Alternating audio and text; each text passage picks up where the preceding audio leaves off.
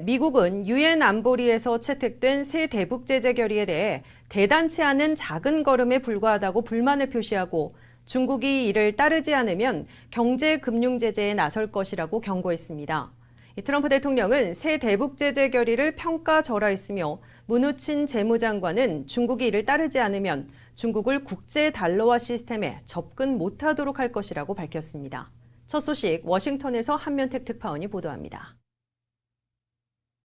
북한의 6차 핵실험에 유엔 안보리가 만장일치로 새 대북 제재 결의를 채택했으나 미국은 핵심 조치들이 빠진 데 대해 불만을 표시하고 중국을 보다 강하게 압박할 것임을 예고하고 나섰습니다.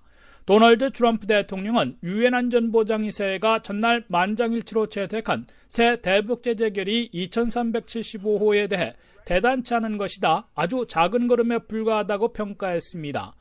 트럼프 대통령은 백악관에서 말레이시아 총리와 정상회담을 개최하며 15대 0 만장일치로 채택된 것은 좋았지만은 궁극적으로 발생해야만 한 것들에 비하면은 아무것도 아니다라고 불만을 표시했습니다.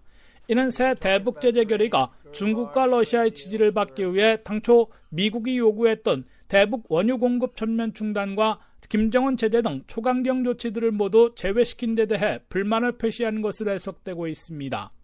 이와 함께 트럼프 행정부는 새 대북 제재 결의에서는 대폭 양보한 대신에 다시 한번 중국에게 북한의 핵미사일 도전을 억제시키도록 본격 압박해 나갈 것임을 예고한 것으로 풀이되고 있습니다. 트럼프 행정부는 특히 중국이 대북 제재 결의를 따르지 않으면 중국에 대한 경제 제재를 본격 부과할 것이라고 경고하고 나섰습니다. 스티븐 무누친 미 재무장관은 CNBC 주최 뉴욕 컨퍼런스에서 중국이 유엔의 새로운 대북 제재를 충실히 이행하지 않을 경우 중국에 대한 경제 제재를 단행하겠다고 밝혔습니다. 무누친 재무장관은 미국이 중국을 제재하게 되면 중국은 미국과 국제 달러화 시스템에 접근할 수 없게 될 것이라고 경고했습니다. 미국의 경제 금융 제재를 주관하고 있는 무누친 재무장관은 북한의 6차 핵실험 직후인 지난 3일 팍스뉴스 선데이와의 인터뷰에서도 북한과 거래하는 제3국을 제재하겠다며 중국을 겨냥한 적이 있으나 이번에는 중국을 공개 지목해 경고장을 보냈습니다. 트럼프 행정부는 북한과의 교역, 금융거래의 90%나 담당하고 있는 중국이 실질적으로 북한 김정은 정권의 핵미사일 도전을 중단시키지 못하면 중국과의 경제전쟁도 불사하겠다며 세컨더리 경제 제재 카드를 본격 꺼내들고 있는 것으로 미 언론들은 관측하고 있습니다.